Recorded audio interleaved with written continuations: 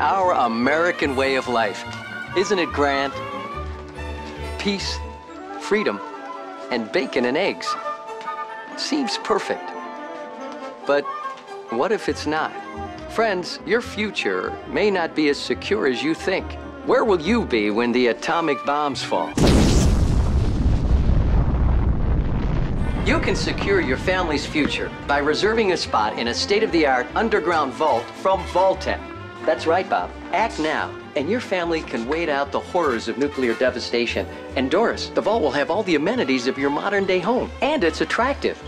And Sally, in the vault, you might meet that special someone, just as you would on the surface. And in a few short years, you and your fellow vault dwellers will repopulate our great country. And Billy, you'll have lots of swell kids to play with. Reserve your family spot in a state-of-the-art underground vault today. Sign up now and prepare for the future.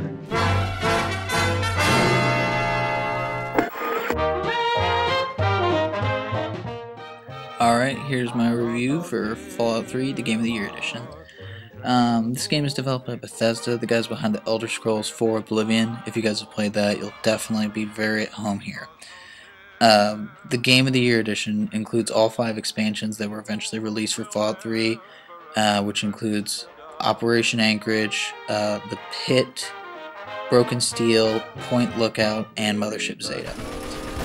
The main storyline of Fallout 3, it's the year 2277, 200 years after a nuclear holocaust that occurred between a war with China and the United States. It's a kind of an alternate history where technology advanced really fast during that time, and but America was stuck in like the 50s kind of time and style. Your character, you're born in Vault 101, which is in Washington, D.C., 200 years after the nuclear holocaust has happened. It starts off with like a sequence where you're a child and you get to customize your character with stats such as strength, charisma, luck, agility, etc. And just without giving too much away, all of a sudden your father, who's voiced by Liam Neeson, leaves the vault and you just decide to go after him. And then from there, you're just trying to track down your father and explore the wasteland that is known as Washington, D.C. As you level up by, you know, kills and completing quests and stuff, you can improve some of your skills, which is different than your stats, such as speech, your lock-picking skills, your skills with energy weapons, your medical skills, and your sneaking skills, etc.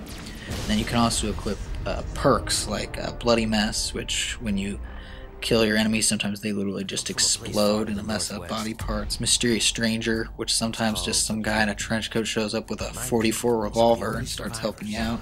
Or Cannibal, which allows you to eat corpses to regain health, but it brings a really strong negative to your karma, which is like the balance between good and bad. And this game offers you, through conversations and your actions, you can make a good character, a bad character, or anything in between.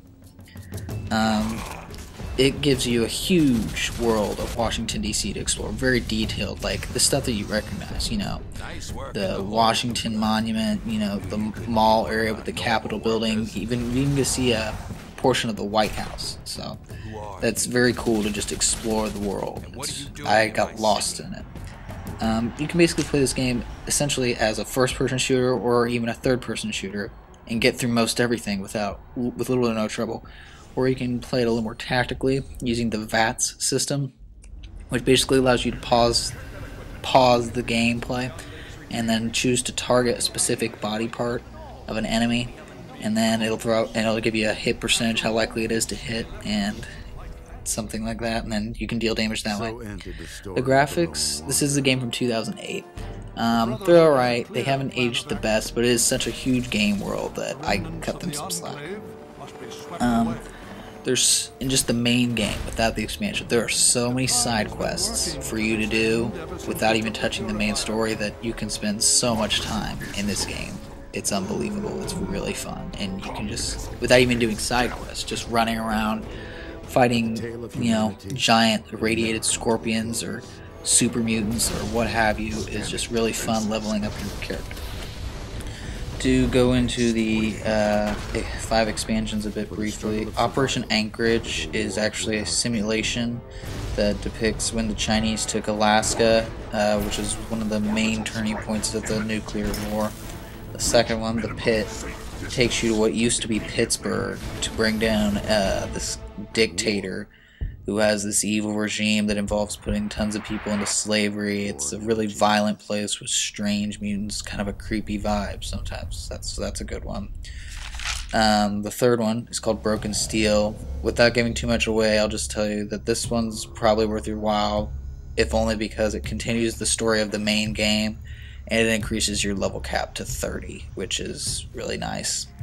The fourth one, Point Lookout, takes you to a coastal town in Maine, which is full of these inbred hicks, and the whole part of that expansion has a really creepy vibe, and it's probably the one of the more difficult ones, except for Mothership Zeta is probably the most difficult, but it's also it gives you the biggest more area to explore, so that one's also definitely really worth your money.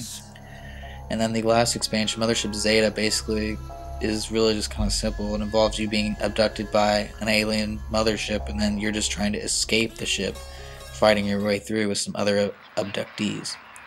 All these expansions offer some really cool new equipment for you to use through any of the main game or any of the other quests once you've completed them. If you don't have the Game of the Year edition and you just want to buy these expansions one by one, you might be better off just buying a few of them. The ones I would really recommend are Broken Steel and Point Lookout. Those two are the best, I think. Then The Pit's somewhere in the middle if you got some time spent.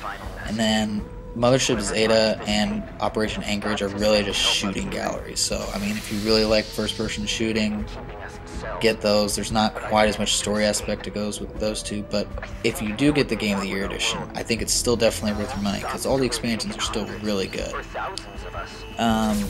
I guess in conclusion, if you have Fallout 3 already, you might want to just pick and choose which expansions you get to save yourself a little bit of money. If you do not, though, you need to check this out. This is a great post-apocalyptic open-world game with tons of stuff to do. I spent well over 100 hours with just one character, one playthrough.